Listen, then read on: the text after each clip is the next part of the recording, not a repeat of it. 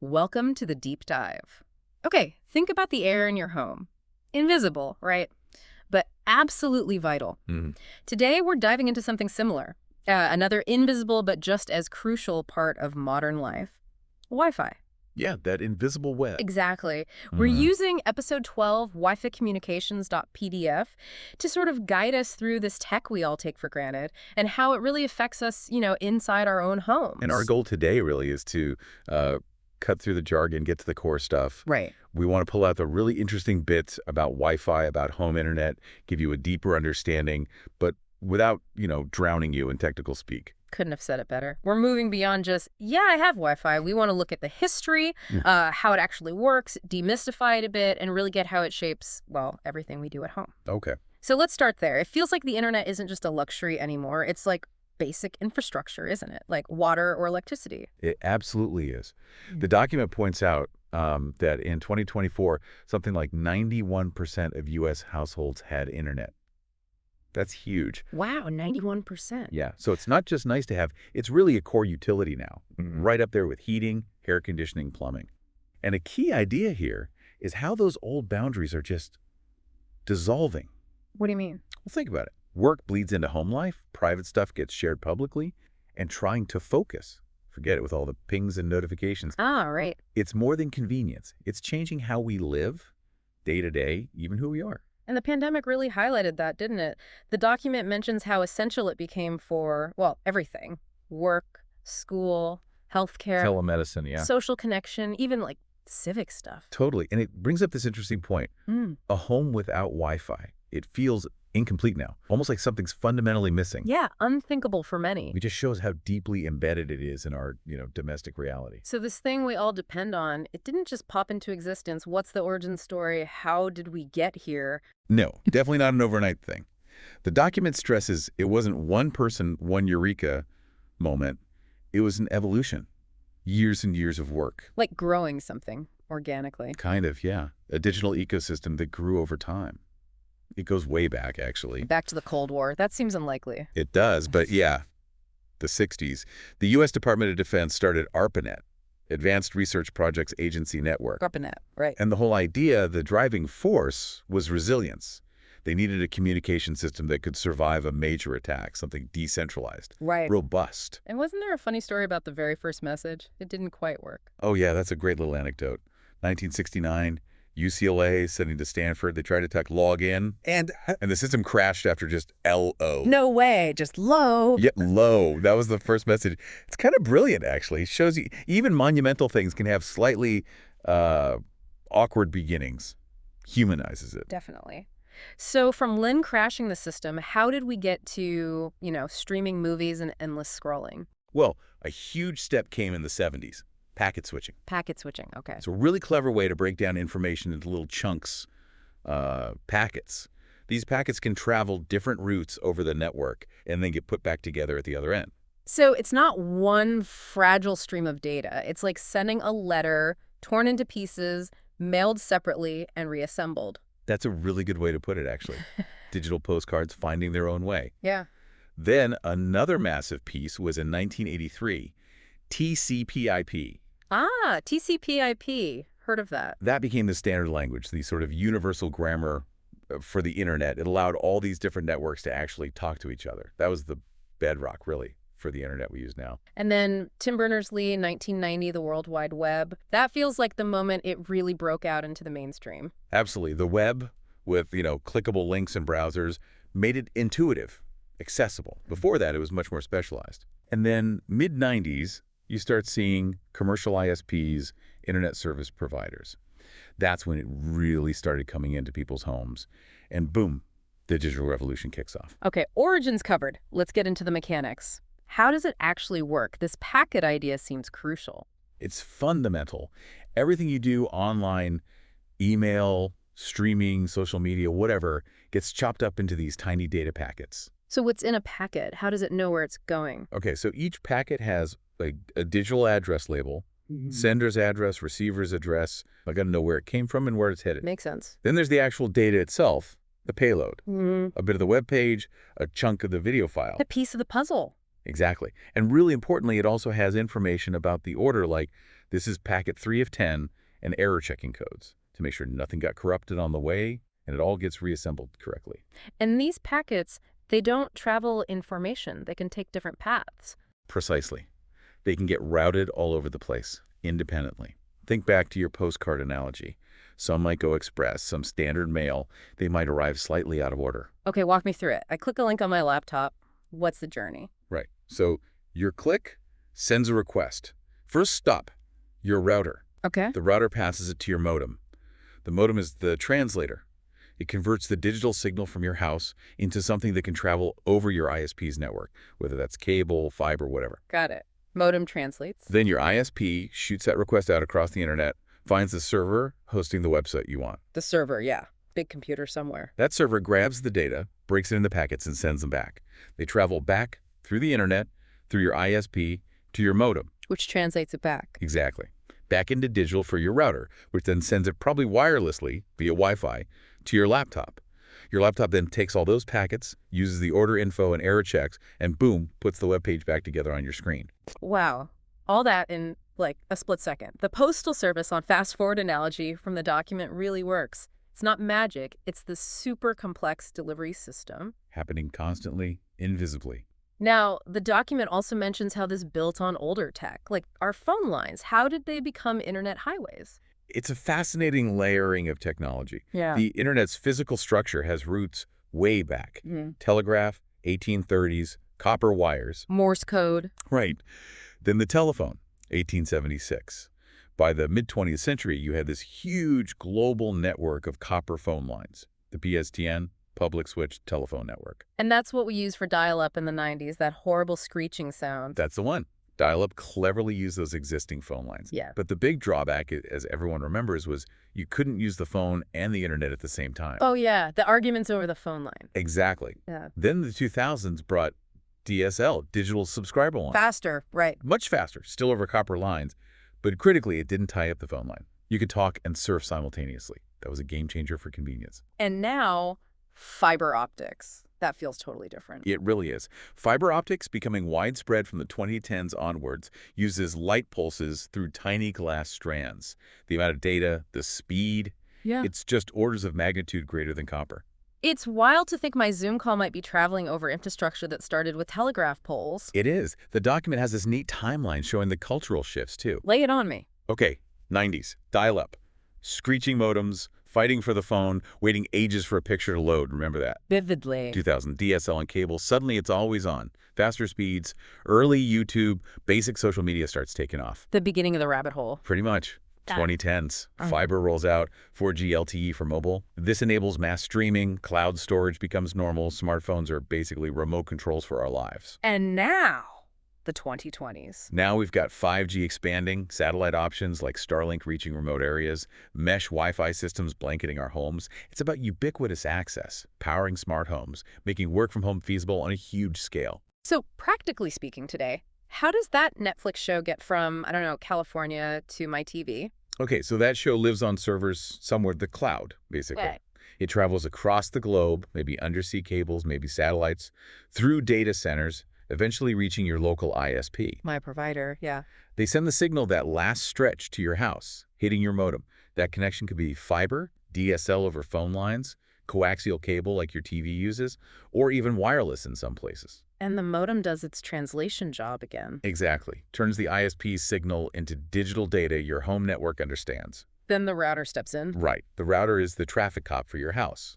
It takes the data from the modem and distributes it to all your devices. Laptops, phones, smart speakers, TVs. Wirelessly mostly. Wi-Fi. Wirelessly, yeah. Using radio waves. Usually on the 2.4 gigahertz or 5 gigahertz bands. Or via old-school wired Ethernet cables for things that need a really stable connection. What's the difference between those Wi-Fi bands 2.4 and 5? Basically, 2.4 gigahertz goes further, penetrates walls a bit better, but it's generally slower and more crowded with other devices. 5 gigahertz is faster, less interference, but the range is shorter and walls block it more easily. Ah, okay. And if the signal doesn't reach everywhere? That's where things like Wi-Fi extenders or mesh systems come in. They help boost or relay the signal to cover bigger areas or tricky spots. It really is like an invisible nervous system, like the document says. Global connections leading right to that little box blinking on the shelf, the synapse at the wall. Great phrase, isn't it? So let's focus on that last step. The Wi-Fi in the house is an invisible blanket. How does that work? It's all radio waves, invisible radio waves carrying data. And the cool thing is they pass through a lot of stuff in our homes. Drywall, wood, furniture, even us to some degree. But not everything. No, denser materials are the enemy. Metal, concrete, thick brick walls, even some types of insulation can really weaken or block the signal. That's why you get dead spots. And why router placement matters so much, putting it out in the open. Exactly. Central, maybe a bit elevated, not hidden in a cabinet or down in the basement corner, but it's often a trade-off, isn't it? Yep. Function versus how it looks. Utility versus design. Totally. Mine's hidden behind the TV. Probably shouldn't be. Join the club. It's funny how we just assume it'll work. We swim in it without thinking until suddenly buffering. The document calls it a false sense of limitlessness. That really nails it because Yeah. it's invisible and usually just there. We feel like the connection is infinite. It's only when it drops or it slows to a crawl that we remember it's actually a limited resource relying on physical tech. And that's where this idea of bandwidth comes in, the friendly ghost. Yeah, I like that description. Bandwidth is that invisible capacity your connection has. We're always using it, sharing it between devices, and sometimes we hit the limit without even realizing why things slow down. It's this unseen presence shaping our experience. This constant connection must be messing with our heads, right? Psychologically, sociologically. The document talks about being always on. Oh, definitely. It blurs lines that used to be much clearer. Work time versus rest time. Private life versus what we share publicly. Even just our ability to focus deeply gets chipped away by the constant stream of notifications and the urge to check things. And it seeps into everything. Parenting, dating. Yeah, the document points that out. Parents fighting the screen time battle. Dating fundamentally altered by apps, swipe right, swipe left. Instinct caution or rejection. And social media. Instagram envy, comparing our lives, even low-key surveillance with things like doorbell cameras. It changes how we see ourselves and others. It sounds exhausting, this feeling of cognitive overload, digital overwhelm. It can be. Our attention is constantly pulled in a million directions. Wi-Fi enables this culture. On the one hand, great things. Remote work flexibility, endless entertainment. Yeah. But the flip side is potential burnout, feeling overloaded with information, too many choices.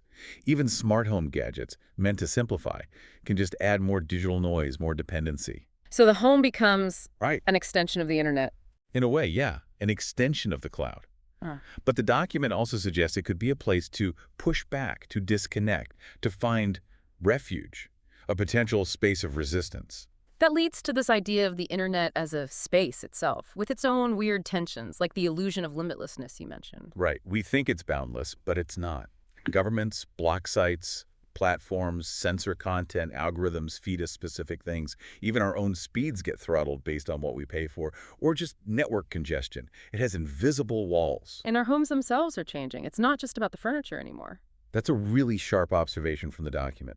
Our homes now reflect our digital lives as much as our physical ones.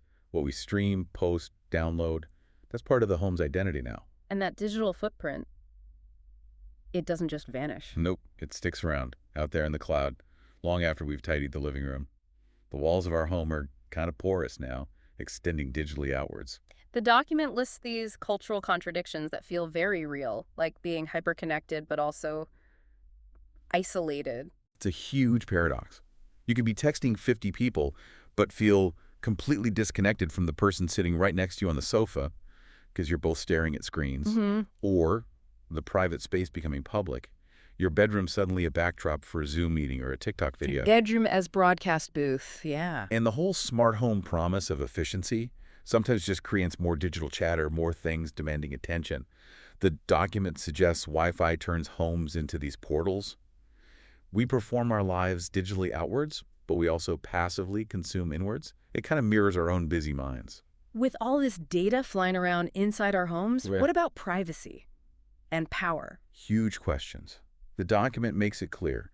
Every single smart device, your TV, your fridge, if it's connected, your Alexa, it's a data point, collecting information about your habits. Constant. And your router logs activity. Yeah. Your ISP tracks your usage patterns. So cybersecurity isn't just something for businesses. It's a domestic issue now. strong passwords, encryption, maybe even setting up separate networks for iffy devices. Right. And we can't ignore the bigger picture, like digital redlining. Some areas, often lower income or rural, just don't get the same level of investment in high-speed infrastructure. Access isn't equal. So the digital walls might be porous, but for some, the basic access isn't even there. Exactly. Solid physical walls versus porous digital ones. Yeah. But sometimes there's no digital door at all. Okay, let's get practical for a second. What can people actually do to understand their home network better, maybe even improve it? The document had tips, right? Yeah, some solid advice. First, router placement. Central, elevated if possible, not stuffed in a closet. Makes a real difference to coverage. Okay, get the router out in the open. For things that hog bandwidth, gaming consoles, maybe streaming boxes, security cameras use a wired Ethernet connection if you can.